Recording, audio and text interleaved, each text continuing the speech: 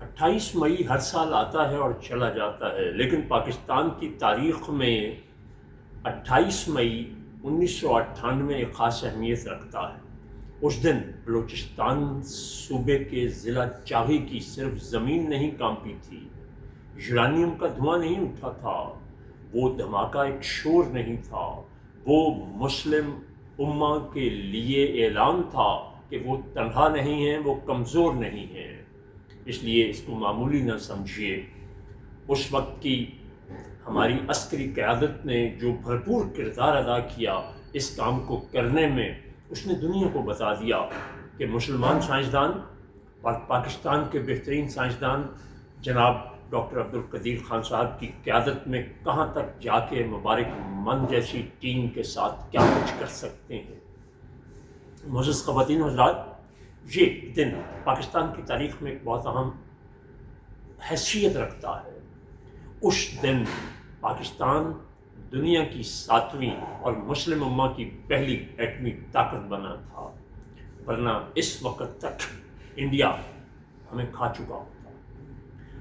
یاد رکھیے، اسلام کا کہنا ہے کہ یہ آپس میں ایک دوسرے کے دوست ہو سکتے ہیں، تمہارے نہیں ہو سکتے۔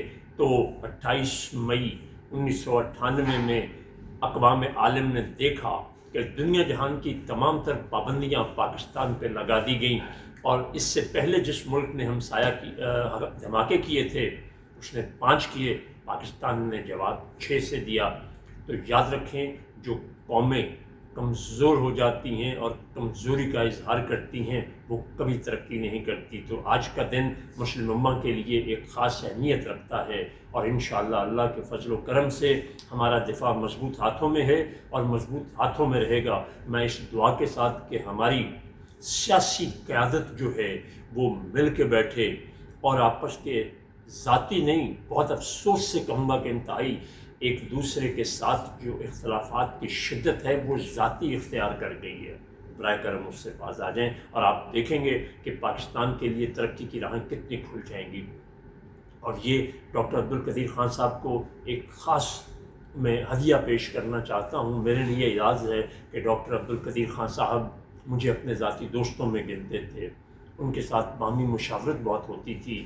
مرحوم سچ مچ کے ایک انتہائی اچھے، شریف النفس اور معصوم انسان تھے۔ بہت شکریہ۔ اس بات کا اندازہ آپ اس بات سے لگائیے کہ جب میری پہلی ملاقات ان سے ہوئی تو جو سوٹ میں نے پہنا ہوا تھا 4 دن تک میں نے وہ سوٹ نہیں اتارا، اسی کے ساتھ سوتا رہا، وہی بار بار پہنتا۔ اور پاکستانی عوام کی محبت کا اندازہ اس بات سے لگائیے کہ میں جس شخص کو بڑے فخر سے بتاتا کہ میری ڈاکٹر عبدالقدیر سے ملاقات ہوئی، میں ان کے گلے بھی ملا، وہ شخص دوبارہ مجھ سے ہاتھ بھی ملاتا اور گلے بھی ملتا، اس جذبے کے ساتھ کہ میرا یہ ہاتھ اور میرا یہ سینہ ڈاکٹر عبدالقدیر خان سے ملا۔ اللہ تبارک تعالیٰ ان پر اپنی لاکھوں کروڑوں رحمتیں نشاور فرمائے، آمین۔ بہت شکریہ۔